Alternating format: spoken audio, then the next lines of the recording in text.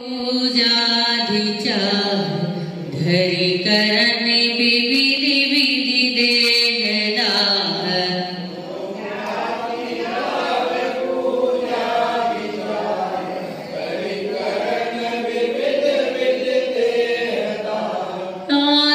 आत्मानात्म के ज्ञानहीन जे जे करनी तन करन छीन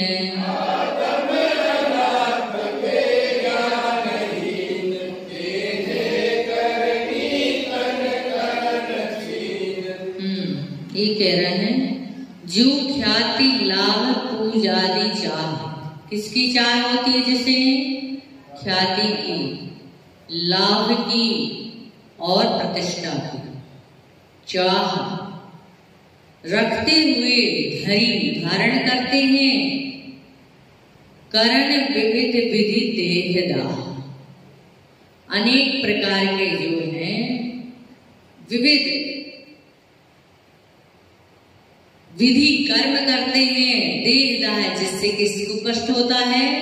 देह को कष्ट होता है। अनेक प्रकार के ऐसे कार्य करते हैं जिससे शरीर को क्या हो? कष्ट हो।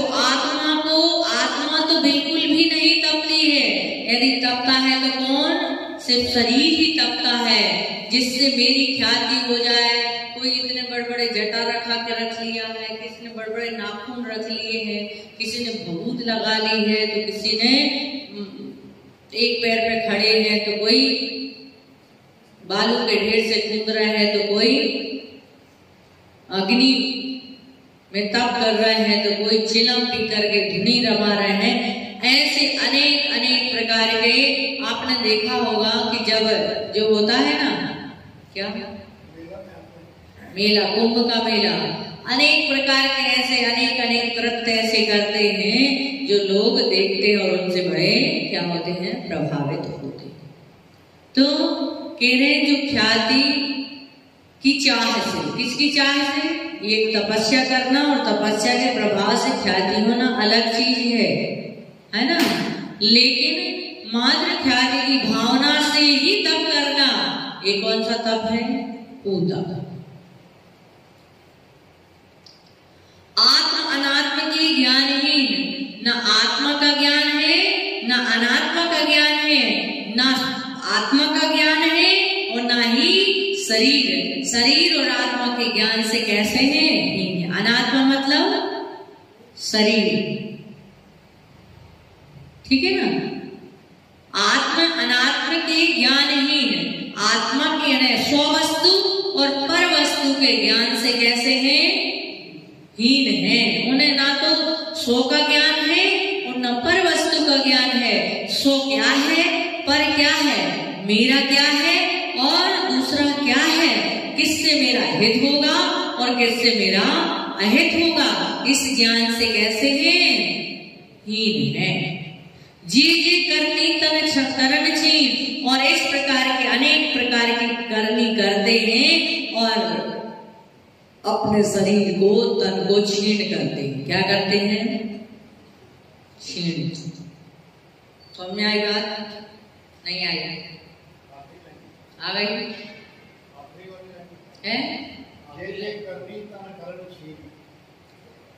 जे करनी मतलब वो ऐसी ऐसी क्रियाएं, ऐसे ऐसे कार्य करते हैं जिससे क्या होता है?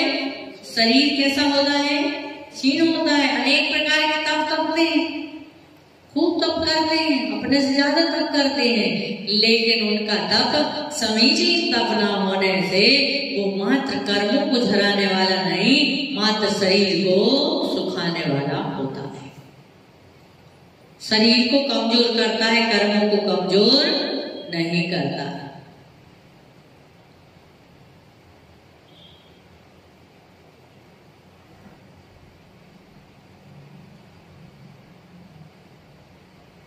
समझ में आई बात? आगे चलें। ये क्या है? मिथ्याचार। कौन सा? गृहीत मिथ्याचार का स्वरूप। किसका स्वरूप है? गृहीत मिथ्याचार, ठीक है ना।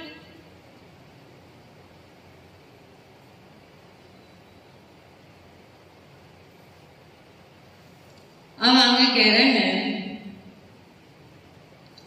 मिथ्याचार का त्याग और आत्म कल्याण का उपदेश।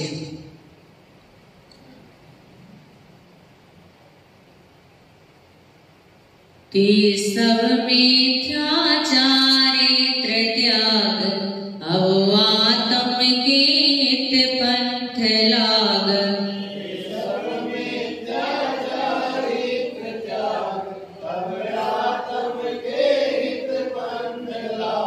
जग जाल भ्रमण को देहु त्याग, अब दौलत निज आत्म सुपाग।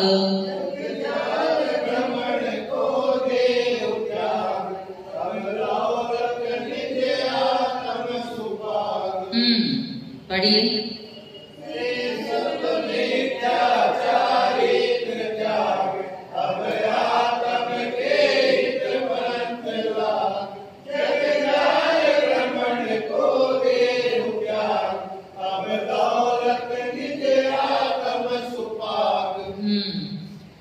तो यहाँ पे कह रहे हैं, अभी यहाँ पे अगृहीत मिथ्या दर्शन, अगृहीत मिथ्या ज्ञान और अगृहीत मिथ्याचार के स्वरूप को कहा।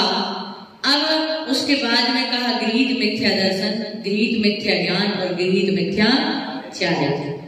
अब यहाँ पे बता रहे हैं कि अब जो गृहीत अगृहीत मिथ्या था उसको हमें क्या करना है?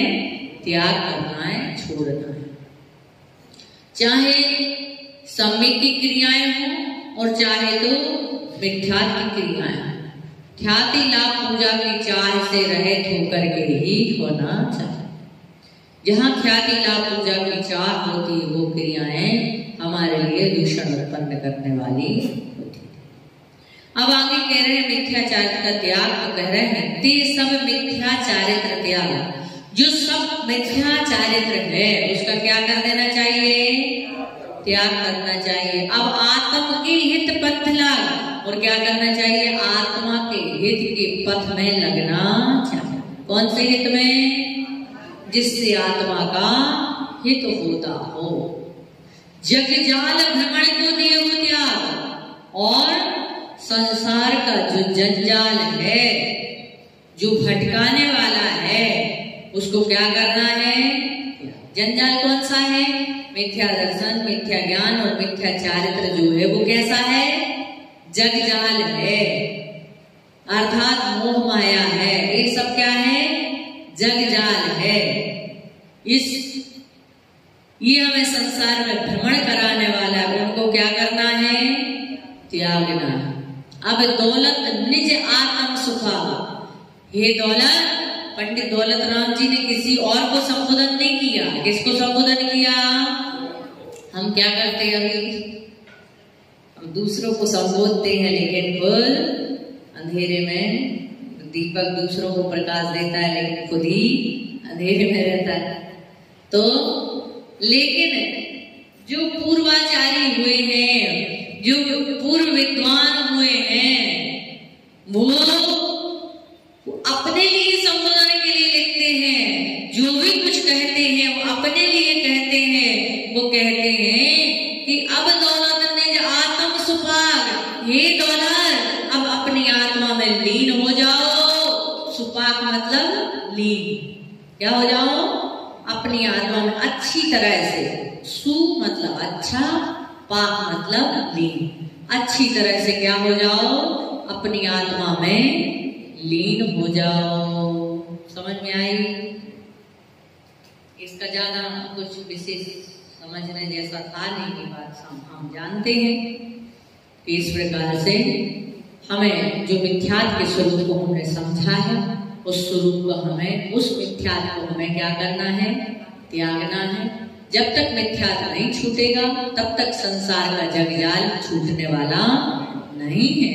और जब सब कुछ छूट जाए तो अपनी आत्मा में कैसे हो जाओ? लीन हो जाओ। क्योंकि आत्मा में लीन हुए बिना मुक्ति होने वाली नहीं। चाहे तो कितना ही समय क्यों ना लगे। आदिनाथ को कितने वर्ष लग गए? कितने लग गए? 1000 वर्ष। कितने लग गए? 1000 वर्ष बाद केवल ज्ञान हुआ। और बाहुबली को कितना समय लग गया?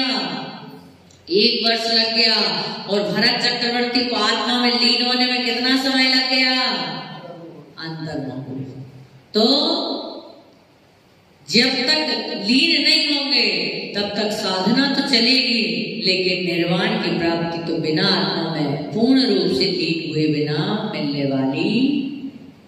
ठीक है ना? है? सबसे पहला उपाय तो ये है कि मिथ्यात्व को छोड़ना। और जब मिथ्यात्व छूट जाएगा तो सम्यक हो जाएगा। और जब सम्यक हो जाएगा तो जो आप क्रियाएं करेंगे वो समीचीन हो जाएंगे। और जब समीचीन क्रियाएं होंगी तो एक दिन आप सम्यक दर्शन को प्राप्त कर, सम्यक ज्ञान को प्राप्त कर, सम्यक चारित्र को प्राप्त कर। और जब तक सम्यक चारित्र हमारे अंदर नहीं आएगा, क्योंकि श्रद्धा सम्यक दर्शन है, आत्मा के प्रति श्रद्धा करना ये सम्यक दर्शन है, आत्मा को जानना ये सम्यक ज्ञान है, और आत्मा में लीन होना ये सम्यक चारित्र है। और बिना मुनि बने वो संपूर्ण चारित्र आने वाला नहीं। एक देश चारित्र तो हमारे पास आ सकता है, लेकिन पूर्ण चारित्र जिसको कहते हैं महाव्रत, क्या कहते हैं? चारित्र कितने प्रकार का होता है? 2 प्रकार का। कौन कौन सा है? देश व्रत और ये व्रत है। व्रत भी कहो, चारित्र भी कहो, ठीक है, लेकिन मूल रूप से चारित्र 13 प्रकार का होता है। कितने प्रकार का होता है? 13 प्रकार का चारित्र होता है। कौन कौन सा? कौन कौन सा? हमें पता है, पंडित जी आ गए। इन लोगों से पूछ रहे थे हम। हाँ, तो कितने हो गए? 13। 5 महाव्रत, 5 समिति और 3 गुप्ती। ये 13 प्रकार का क्या होता है? चारित्र होता है। जब तक 13 प्रकार का चारित्र नहीं आएगा तब तक 13वां गुण स्थान आने वाला संपूर्ण चारित्र। ऐसे 5 प्रकार का चारित्र भी होता है।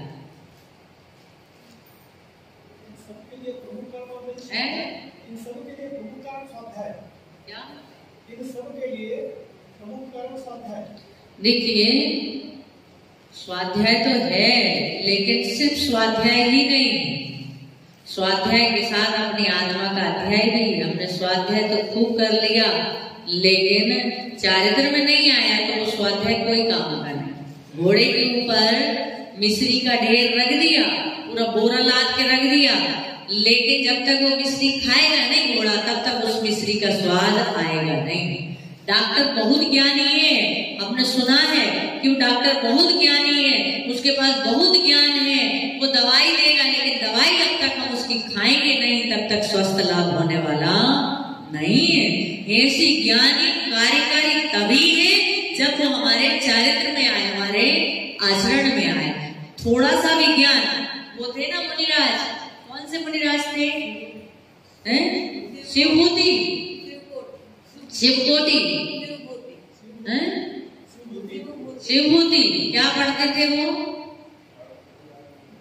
कितना ज्ञान था उनको?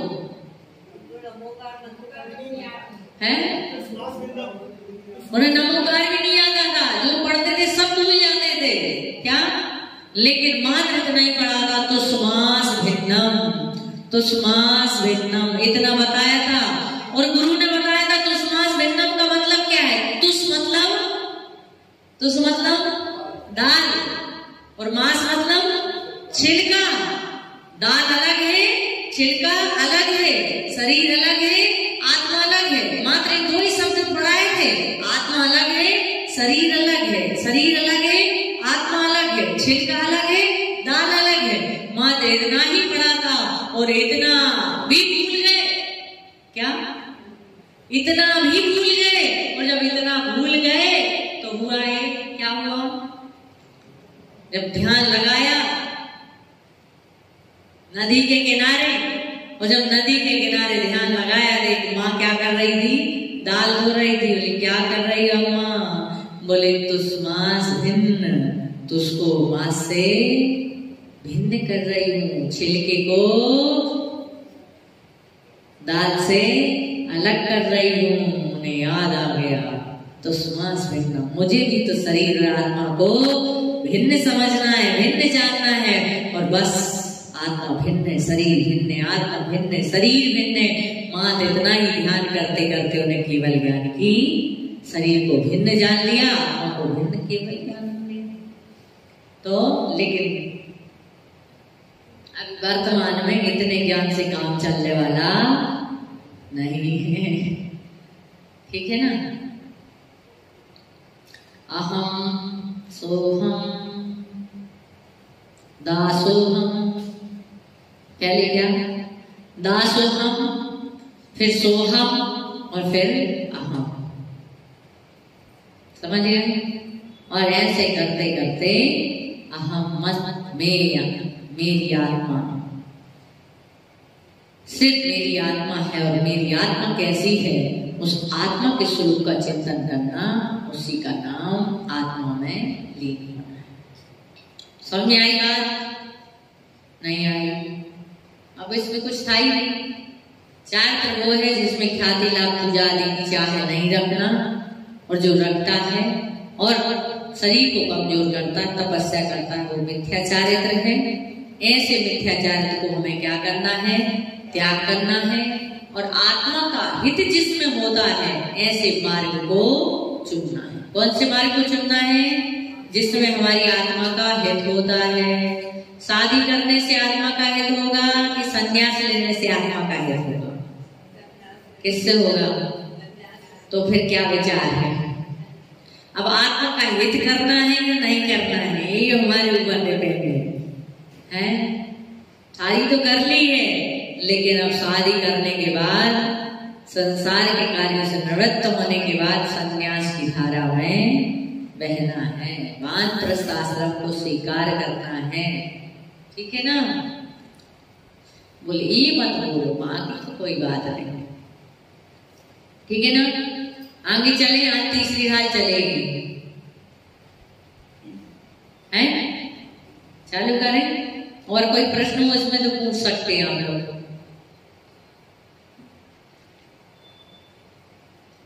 हिंसा कितने प्रकार की होती है? 4 प्रकार की। कौन कौन सी हैं? संकल्पी हिंसा, उद्योगी हिंसा, विरोधी हिंसा, आरंभ हिंसा। कितने प्रकार की हिंसा हो गई? 4 प्रकार की। आप लोग कितनी हिंसा को करते हैं? 3 प्रकार की हिंसा। कितने प्रकार की? कौन कौन सी? उद्योगी, आरंभी और विरोधी। संकल्प नहीं, संकल्प पूर्वक हम किसी भी जीव का घात नहीं करते हैं। कोई जीव हम कोई कार्य कर रहा है, आरंभ कर रहा है, सारंभ हो रहा है, व्यापार हो रहा है, या कोई हमसे लड़ने के लिए आ रहा है, उस प्रकार से हमारे द्वारा जो हिंसा हो जाए वो बात अलग है, लेकिन हम संकल्प पूर्वक किसी भी जीव को घातते नहीं है। मारते, पानी छानते, आप छानते कि नहीं? ये सोचते कि इसके जीव मर जाएं, मैं इन सारे जीवों को मार डालूं, विचार करते क्या? नहीं करते। ऐसे संकल्प पूर्वक हम किसी भी जीव का घात नहीं करते, और यदि हम करते हैं कि उसे मार डालूंगा तो कौन सी हिंसा हो जाएगी? संकल्पी। कौन सी हिंसा हो जाएगी? मैं उसको मारूंगा, मार डालूंगा, मतलब मारने का भाव, जान से समाप्त करने का यदि किसी के प्रति भाव आ जाए तो समझना कि वो कौन सी हिंसा हो गई हमारे द्वारा? संकल्पी हिंसा, ठीक है ना। आगे चले। अब आगे चलते आत्मा का हित तथा द्विविध मोक्ष मार्ग का स्वरूप बताते हुए कहते हैं, बहुत आनंद आएगा तीसरी थाल को पढ़ने में। चालू करें आज? अभी तो टाइम है ना, कितने बजे? अभी ये घड़ी है ना, उधर झंडा लग गया तो मुझे दिखती नहीं। 1:15 है, बहुत टाइम है। ये तीसरी ढाल है जिसमें दुख से छूटने के उपाय बताए हैं। अभी आप पूछ रहे थे इनसे मुक्त कैसे, उद्धारण कैसे करें चार को, तो अब यहाँ पे उसी बात को बताया जाएगा कि आत्मा का हित किसमें है। पहली ढाल में आया था वर्णन, दुख क्या है, दुख क्या है। दूसरी ढाल में दुख के कारण, कि दुख किस कारण से प्राप्त हुए। अब तीसरी ढाल में बताएंगे दुख से छूटने के उपाय। ठीक है ना। आत्मे को हित सुख सो सुख आकुलता में कहे।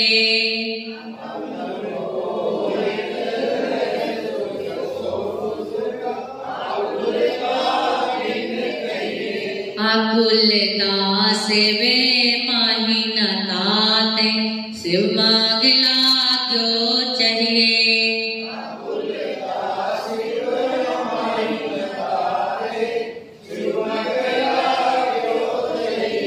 सम्यक दर्शन जाने चरण शिव, मकसूद वेद विचारो।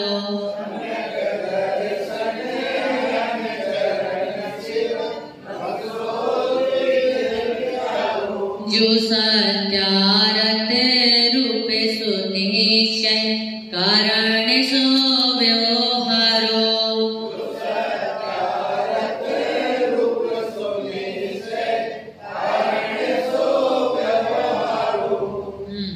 पढ़िए आप सभी लोग।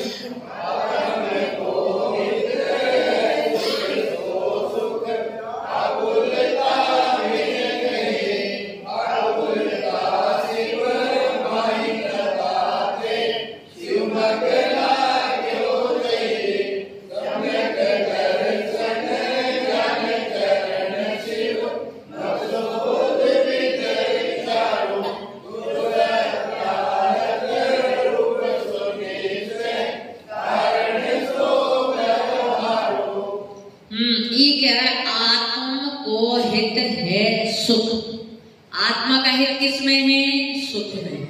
किसमें है आत्मा का हित? सुख में। अब कह रहे हैं सुख में है तो सुसुख आकुलता में नहीं कहिए। वह सुख किस कहाँ है? तो कहते आकुलता के बिना। आत्मा का हित किसमें है? सुख में। तो वह कह रहे सुख कहाँ है? तो कहते आकुलता के बिना है। कहाँ है वह सुख? आकुलता के बिना है।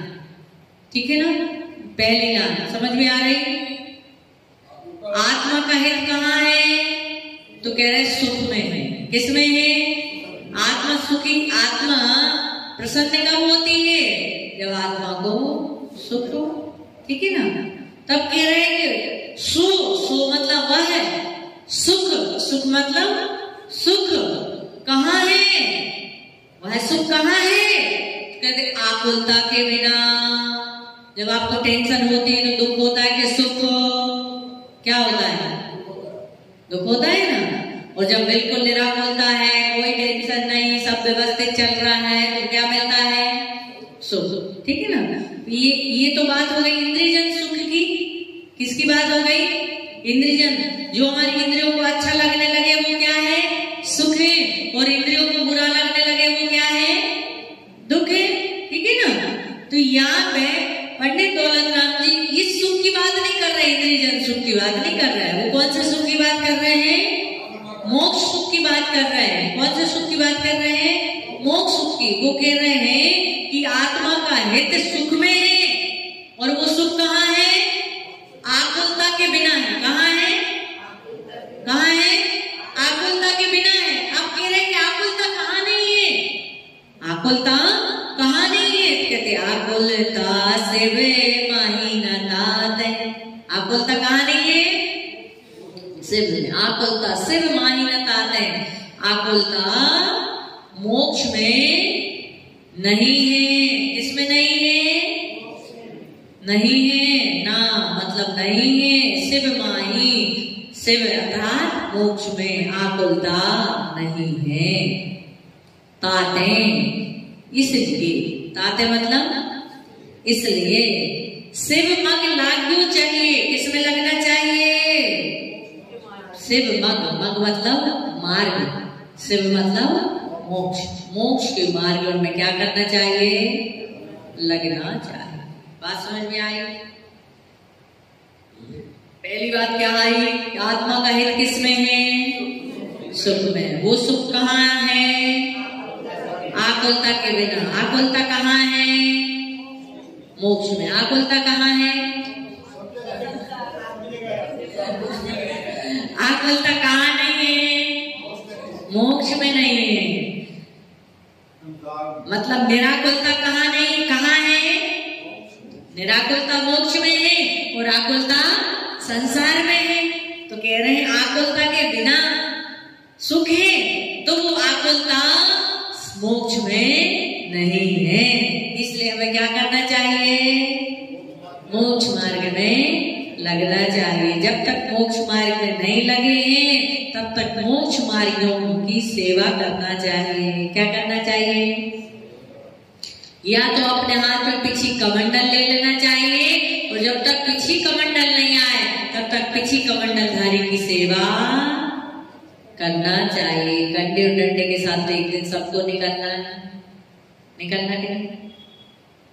कंडे और डंडे के साथ तो सबको एक दिन निकलना है। आप लोगों को कंडे और डंडे के साथ तो एक दिन निकलना है। निकलोगे यही तो निकाल दिए जाओगे, और कंडे डंडे के साथ निकलो उसके पहले अपने हाथ में पिछी कमंडल ले लेना, नहीं तो एक दिन तो निकाल दिए जाओगे। अब सम्यक दर्शन ज्ञान चरण शिव मग सु दुविध विचार, वह सम्यक दर्शन, सम्यक ज्ञान और सम्यक चारित्र शिव मग।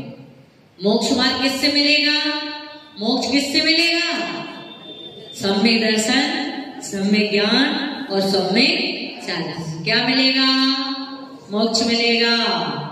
मग मतलब मार्ग मिलेगा, मोक्ष का मार्ग मिलेगा। और जब तीनों की एकता हो जाएगी तब क्या मिलेगा? मोक्ष मिलेगा।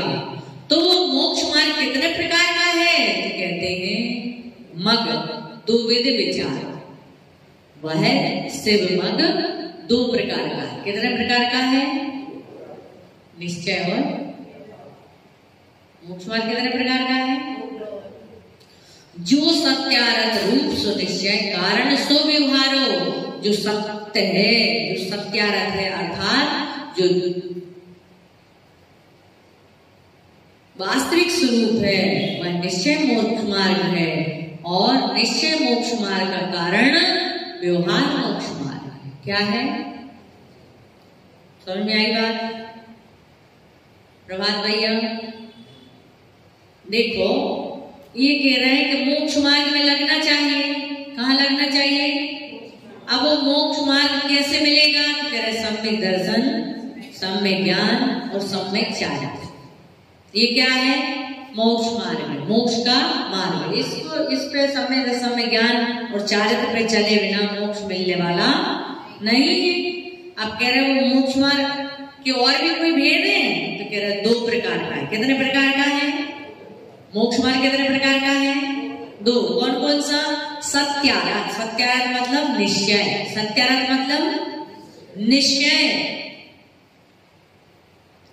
रूप सुनिश्चय। सत्यारथ जो स्वरूप है, सत्यारथ मतलब निश्चय जो मोक्ष मार्ग है,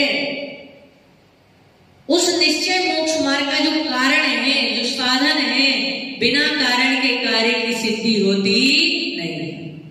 समझ गए? तो व्यवहार क्या है? कारण है। और निश्चय क्या है? कार्य। कारण के बिना कार्य होता नहीं। आप घर से यहाँ नहीं आते तो आपको स्वाध्याय मिल जाता? नहीं मिलता। ठीक है ना? यदि हमारे यहाँ चतुर्मास नहीं होता तो आप सब यहाँ बैठे होते हैं। ठीक है ना? तो ये क्या है? कारण। कारण मतलब निमित्त। हम क्या बने आपके लिए? निमित्त। तो आप घर से चल करके आपने कार्य किया, आप चल करके यहाँ तक आ गए। क्या हो गया? कार्य। कारण के बिना कार्य होता नहीं। आप रायपुर क्यों गए? क्यों गए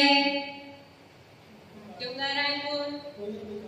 कोई ना कोई तो कार्य से कारण था कि मुझे या तो दर्शन करना है, या मुझे व्यापार करना है, या मुझे और कोई शादी है, विवाह है, पार्टी है। क्या हो गया? कारण, निमित्त। और उस निमित्त से आपने चलना प्रारंभ कर दिया तो क्या हो गया? कार्य। तो ऐसे कह रहे हैं जो निश्चय है वो क्या है? कार्य है। और उस कार्य को करने में यदि कोई कारण है तो वो कौन है? व्यवहार। क्योंकि कारण के बिना कार्य होता नहीं है। आप रोटी क्यों खाते हैं? क्योंकि भूख लगी है। रोटी क्यों खाई आपने? क्योंकि भूख लगी है। भूख नहीं लगेगी तो आप रोटी बना खाएंगे क्या? है ना? तो कारण के बिना कार्य नहीं हुआ। तो ऐसे ये कह रहे हैं जो निश्चय है, सत्य है, वह निश्चय है, और उस निश्चय का जो कारण है वो क्या है? व्यवहार। निश्चय का कारण क्या है? व्यवहार। हम कितने ही अंदर में साधु रहें, लेकिन बाहर में जब तक पीछे कमंडल भेष नहीं दिखेगा तब तक आपके नमस्कार करने का भाव बनेगा क्या? कोई है बहुत ज्ञानी है, बोले मैं तो बिल्कुल मुनि राजों से भी शेषचर्या करता हूँ। क्या करता हूँ?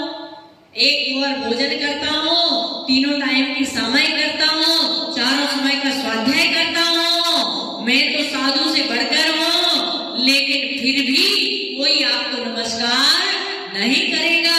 और यदि कोई साधु आपको दिख जाए, उसके हाथ और पीछे कमंडल है, वो कितनी समय कर रहा है, कितना स्वाध्याय कर रहा है, लेकिन फिर भी हमारा मस्तक झुक जाएगा।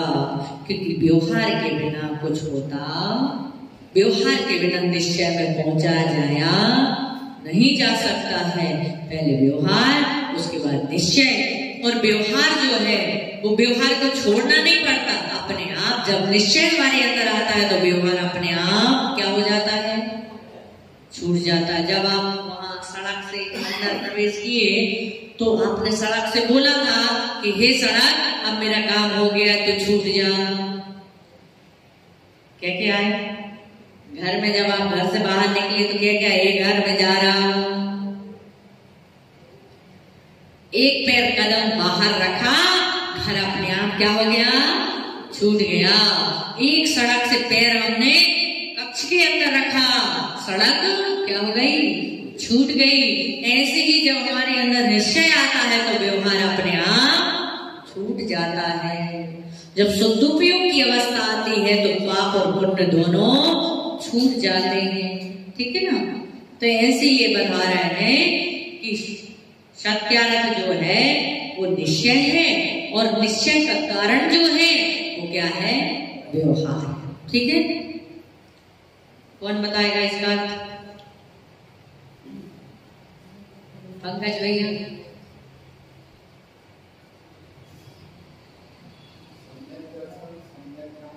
ऊपर से आत्मा का हित।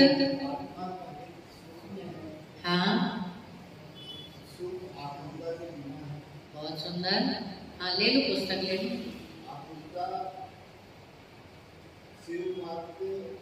शिव माही न कावे, आकुलता कहाँ नहीं है? मोक्ष में नहीं है, इसलिए लगना चाहिए। बहुत सुंदर। आगे वो मोक्ष मार्ग कितने प्रकार का है? सम्यक दर्शन, सम्यक ज्ञान, सम्यक चारित्र। अब वो सम्यक जो रत्नात्रय है वो कितने प्रकार का है? दो। रत्नात्रय कितने प्रकार का है? दो प्रकार का। कौन कौन सा? निश्चय और व्यवहार। मोक्ष मार्ग का हो, रत्नात्रय का हो, एक ही बात है। ठीक है ना? अब मोक्ष मार्ग कहोगे तो भी दो प्रकार का है, रत्नात्रय कहोगे तो भी दो प्रकार का। कौन कौन सा? एक तो निश्चय रत्नात्रय और एक व्यवहार रत्नात्रय। ठीक है ना? अभी यहाँ पे सारी बात आपको यहाँ पे आ जाए। क्या कुछ समझ में नहीं आ रहा? पूछ सकते हैं। हाँ, ये तो हो गया रत्नात्रय, लेकिन वह रत्नात्रय कितने प्रकार का है? दो प्रकार का। सम्यक दर्शन व्यवहार भी है और सम्यक दर्शन निश्चय भी है। सम्यक ज्ञान व्यवहार भी है, सम्यक चारित्र निश्चय भी है। तो दो दो सब हो गए तो कितने हो गए? दो प्रकार का हो गया ना, निश्चय और व्यवहार। ठीक है ना? तो मोक्ष मार्ग कहो क्योंकि सम्यक दर्शन ज्ञान चारित्राणी मोक्ष मार्गा। सम्यक दर्शन ज्ञान चारित्राणी मोक्ष मार्गा, इन तीन के बिना मोक्ष मार्ग होता नहीं है। तो रत्नत्रय भी कह सकते हैं और मोक्ष मार्ग भी कह सकते हैं। ठीक है ना। आगे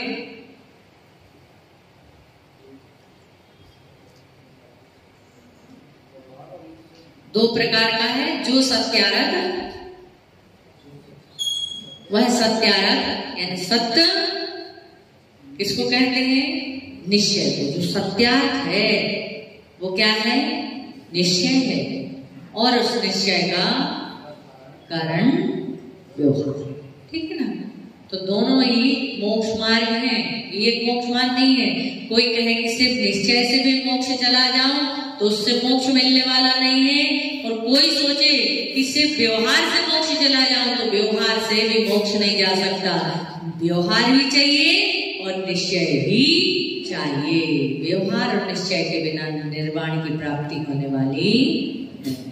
व्यवहार में साधु का भेष चाहिए और निश्चय में सम्यक दर्शन, श्रद्धा, मतलब आत्मा पे श्रद्धा, आत्मा को जानना और आत्मा में लीन होना, ये जब तक नहीं होगा तब तक मोक्ष की प्राप्ति होने वाली। ठीक है, बहुत सुंदर, जोरदार तालियां। और कोई इतनी बात सबको समझ में आ गई ना? देखो, आत्मा के परिणामों से व्यवहार छूटेगा, लेकिन साधु का भेष तो रहेगा कि नहीं? रहेगा कि नहीं? साधु के भेष को धारण किए बिना निश्चय आएगा नहीं।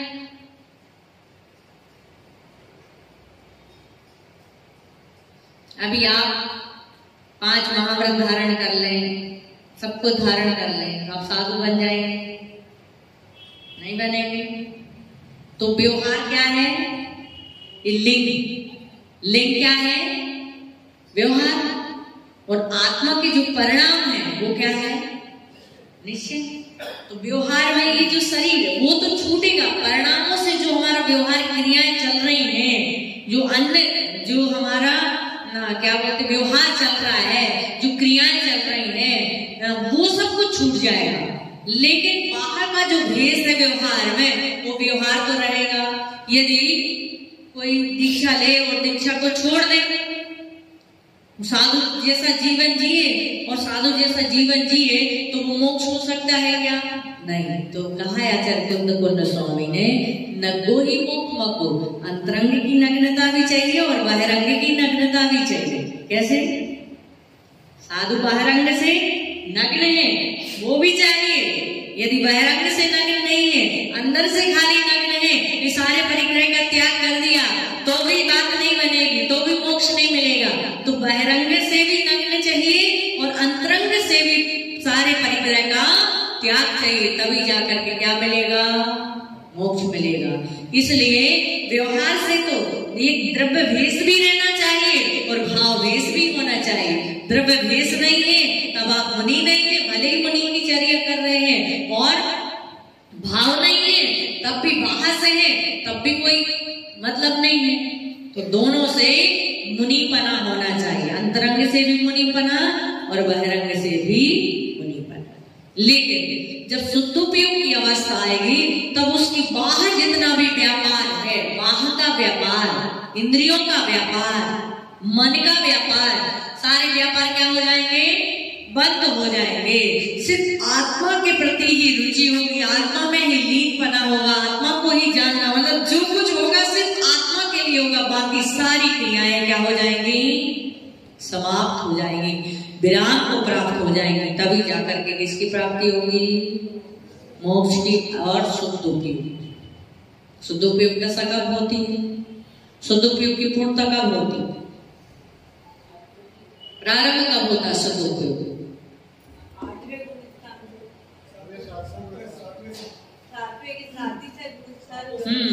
सातवें के 2 भेद है, एक तो सातिशा है और दूसरा निरातिशा है। सातवें के कितने भेद हैं? 2, एक सातिशा है और दूसरा निरातिशा है।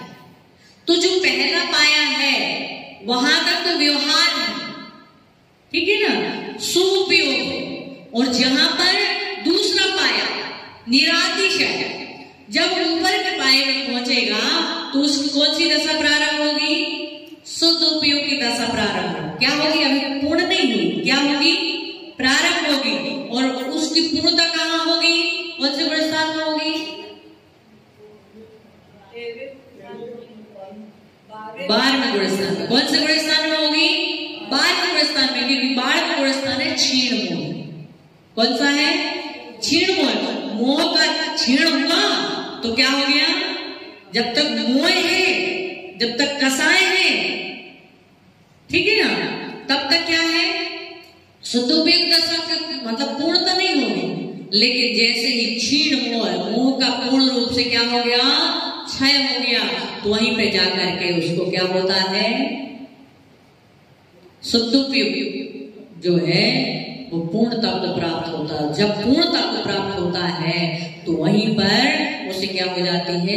केवल ज्ञान की, क्योंकि जब तक शुद्धोपयोग पूर्ण नहीं होगा तब तक उसे केवल ज्ञान की प्राप्ति नहीं होगी। इसलिए 12वें गुण स्थान में शुद्धोपयोग की पूर्णता होती है, तब जाकर के 12वें गुण स्थान के अंत में होती है, जो 16 प्रकट के देखिए उसके जो 12वां गुण स्थान है, 12वां गुण स्थान आते ही उसके जो है कसाएं तो 10वें में चली गई, लेकिन उपसम 11वें था। लेकिन 12वें जैसे क्षीण हुआ, पूर्ण रूप से संपूर्ण रूप से क्षीण हुआ, तो उसे 12वें गुण स्थान में होता। ठीक है ना?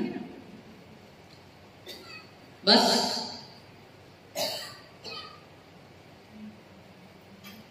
ठीक है ना? समय हो गया? हाँ पूछो। प्रति समय प्रति क्षण 7 कर्म बनते हैं, आयु कर्म को छोड़ के। जी, आयु कर्म को छोड़ के 7 कर्म प्रति